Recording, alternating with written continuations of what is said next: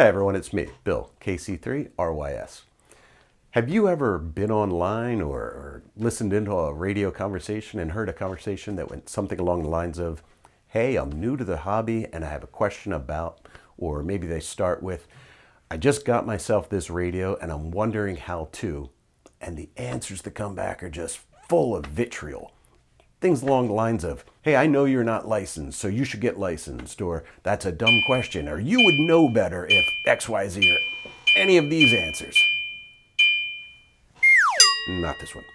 You're looking for help either getting started in the hobby or fixing something, and instead you're made to feel like an intruder, made to feel like you're stupid. He's an idiot.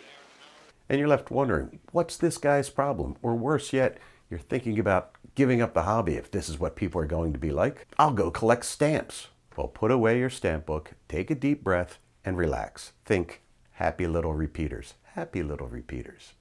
Happy little trees. Amateur radio is a fun and useful hobby which can give you hours or years of entertainment. And the fact of the matter is, this hobby needs people like you and me. Young, smart, handsome, smart, and good looking. So the question is, what is Elmer's problem? So first of all, who is Elmer? Be very, very quiet.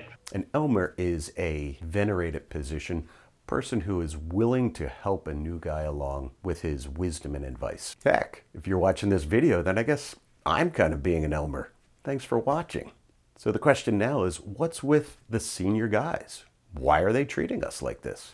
A friend of mine who collects antique radios, when I told him that I was going to learn how to be a ham and I was going to my first ham meeting, he took me aside and he said, Bill, have you ever felt like you were the smartest guy in the room?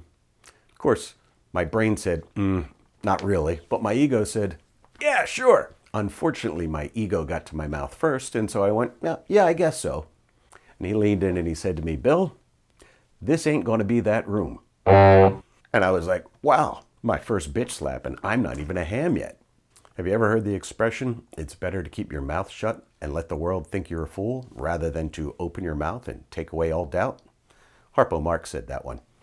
So I decided that would be my strategy going into my first meeting. I kept a low profile, I kept my mouth shut, and I listened. And here's what I learned. One of the guys worked with radar systems in the 1980s, and he was talking about it. He could only talk about it because even though it was from the 1980s, and most of it was still classified, some of it had become declassified.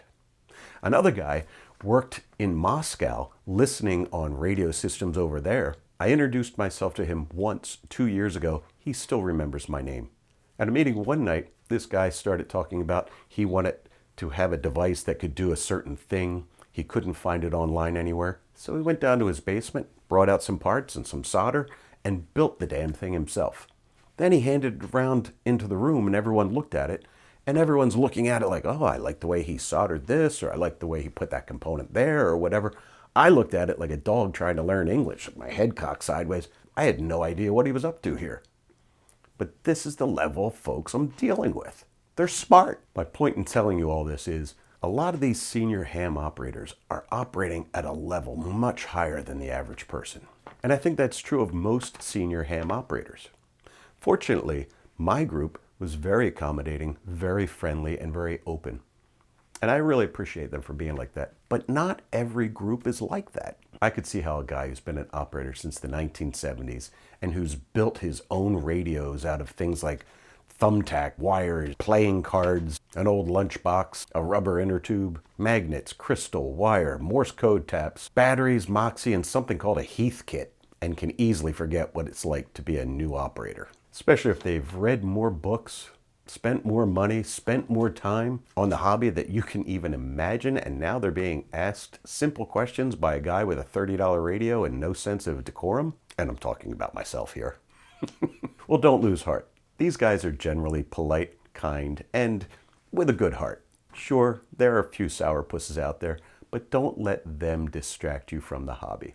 Also, don't match rudeness with rudeness. That's a zero-end game. There are plenty of great YouTube videos, Reddit, Facebook groups that'll give you all the information you need. Just filter through the nasty. And hey, you could even try reading a book. Just saying. Ham radio can be a fun and very useful hobby, especially in case the S hits the F And you can start with a $30 handheld radio and go all the way up to spending thousands of dollars on radios and towers and all sorts of other great equipment, analyzers and whatnot. You can stay local by hitting repeaters within just a few miles, or you can get a more advanced radio and bounce off the ionosphere and talk to people all over the world. You can get deep into the technical aspects, build your own equipment, or just buy it right off the shelf. And you can decide to help the next guy along or be a bitter old cow. The bottom line is, stick with it, don't be discouraged, ask questions, get answers, and have fun. If you've watched this far, then I hope you'll stick with the hobby. And if you have questions, please put them down there in the comments. I'll try to answer if I can, and if I can't, I'll see if I can find a smart person who can answer them.